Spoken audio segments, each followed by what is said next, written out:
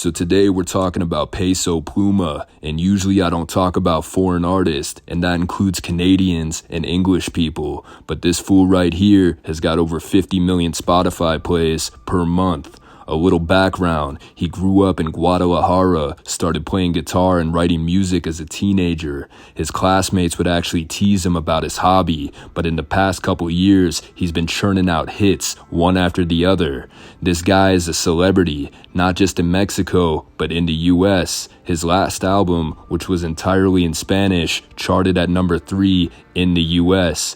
And I was gonna say he broke the barriers of language, but 20% of Americans do speak Spanish. Nonetheless, he is relevant in the United States. Last night was the VMAs, and Peso got nominated for Best New Artist. His style of music can be described as corridos, but he's influenced by hip-hop and reggaeton music. He makes songs known as narco corridos, which are songs dedicated to criminal leaders.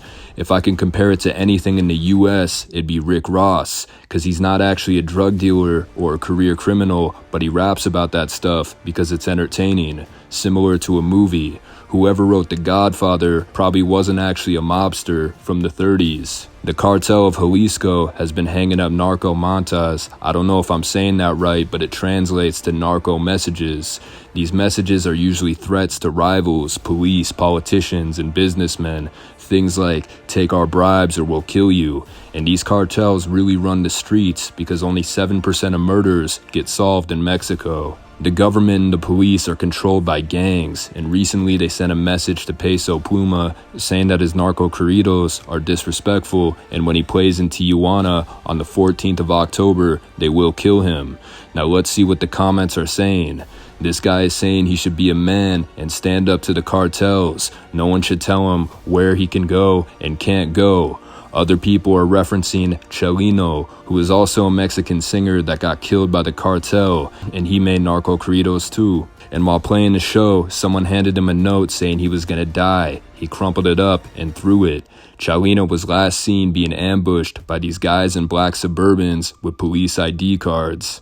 He was taken by the guys and his body was found by a highway. He was blindfolded and the back of his head was shot twice. There's some more details to that story, and let me know if you want a full video on that. Somebody else commented they need to team up and take down Bad Bunny. Now that's cold. Now the mayor of Tijuana is contemplating canceling the show. If the show does happen, Peso would need his own security because the police aren't going to do anything if he gets murdered. My advice to Peso would be to get a double, someone who looks a lot like him. Have the double play the show in Tijuana, and you can play a surprise show in another location with all your security. That would distract the cartel. When they kidnap the fake Peso, he's in the trunk, they see it's not him. It'd be a great plot for a movie. However, he's probably going to end up bribing the cartel or just not playing the show. A lot of rappers in the US don't go back to their hometowns because that's where they have the most enemies. So it would make sense for him to just never go back to Tijuana. Let me know what you guys think. I'm out.